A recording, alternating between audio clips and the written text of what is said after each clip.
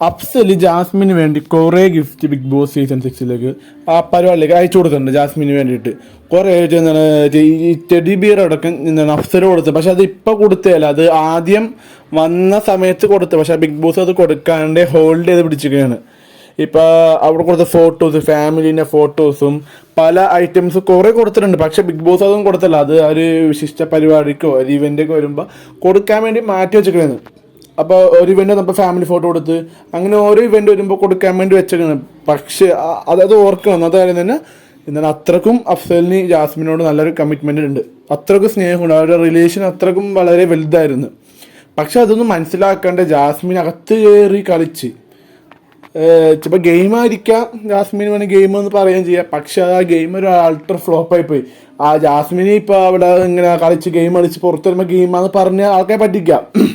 പക്ഷേ അത് ഒരിക്കലും അത് അക്സെപ്റ്റബിൾ അല്ല, അക്സെപ്റ്റ് ചെയ്യാൻ പറ്റില്ല. ആർക്കും അത് അക്സെപ്റ്റ് ചെയ്യാൻ പറ്റാത്തൊരു കാര്യം തന്നെയാണ്.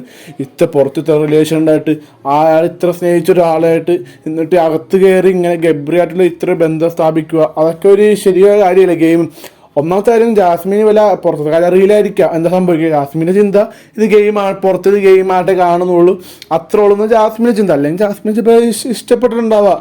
ഗബ്രി ആ ഒരു ഇത് വന്നപ്പോൾ ഗബ്രിയോട് അടുപ്പം തോന്നി ഭയങ്കര സ്നേഹമായിട്ടുണ്ടാവാം. ഒന്നാമത്തെ കാര്യം, പുറത്തൊരാൾ കമ്മിറ്റഡാണ്. ഇപ്പോൾ അൻസിബ പറഞ്ഞ പുറത്തൊരാൾ കമ്മിറ്റഡ് ആകുമ്പോൾ നമുക്ക് മനസ്സിനകത്ത് അമ്മ വേണം, അല്ലാണ്ട് കൺഫ്യൂഷൻ പാടില്ല ഒരു കാര്യത്തിനും.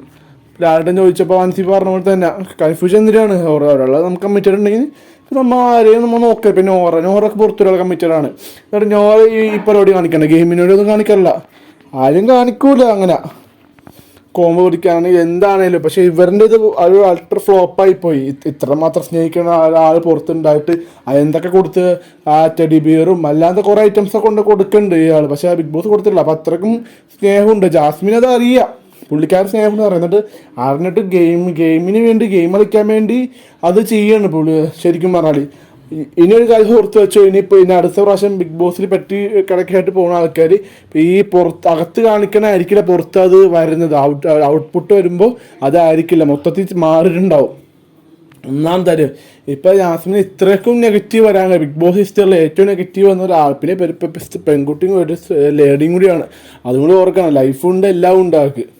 അപ്പം ഇത്ര മാത്രം നെഗറ്റീവ് വന്ന ഒരാളാണ് ജാസ്മിന്. എന്നിട്ട് വാപ്പ വന്നിട്ട് അവിടെ കാര്യമൊക്കെ പറഞ്ഞു കൊടുക്കുന്നുണ്ട്. ഈ എന്താണ് ഫസ്റ്റ് വന്നപ്പോൾ തന്നെ മാല മാറ്റിച്ച് ഗബ്രിൻ്റെ മാല വേണ്ട, ഇനി ഫോട്ടോ വിഷമം വരുമ്പോൾ ഫോട്ടോ നോക്കി കാര്യം. വാപ്പയുണ്ട്, അത്തയുണ്ട്, ഉമ്മയുണ്ട്, പിന്നെ പൊന്നു അനിയനെയാണ്, പനി കൂടെപ്പിറപ്പുണ്ട്, എല്ലാവരും ഉണ്ട്. അപ്പോൾ അവരെ നിൻ്റെ കൂടെ എപ്പോഴും എപ്പോഴും നിങ്ങളുടെ കൂടെ ഉണ്ടോ, നിങ്ങൾക്ക് എന്തുണ്ടെങ്കിൽ പറഞ്ഞു. ഗബ്രിനെ വേണ്ട എന്ന് ഉദ്ദേശിക്കുന്നത്. പിന്നെ ഗബ്രിൻ്റെ ഫോട്ടോ എടുത്ത് മാറ്റണ്ടായിരുന്നു, പിന്നെ കാര്യങ്ങളൊക്കെ പറയണ്ടായിരുന്നു. ഒറ്റയ്ക്ക് കളിക്കുക, ആരോടും കൂട്ടുകൂടണ്ടെന്നൊക്കെ പറഞ്ഞു. ഗബ്രി ഇല്ലാത്ത ഏറ്റവും നല്ല കാര്യം കേട്ടോ. ഗബ്രി ഉണ്ടെങ്കിൽ അവിടെ പ്രശ്നം ഉണ്ടായിരുന്നു, ക്രിയേറ്റ് ചെയ്ത് തന്നെ ഉറപ്പായിട്ട് കാര്യം. ഇത്രയും പ്രശ്നം നടക്കുമ്പോൾ അവർക്ക് എന്തെങ്കിലും പറയണ്ടേ. ഇപ്പം ഒരു നല്ലൊരു അച്ഛൻ്റെ സ്ഥാനത്ത് ചെയ്യേണ്ട കാര്യം.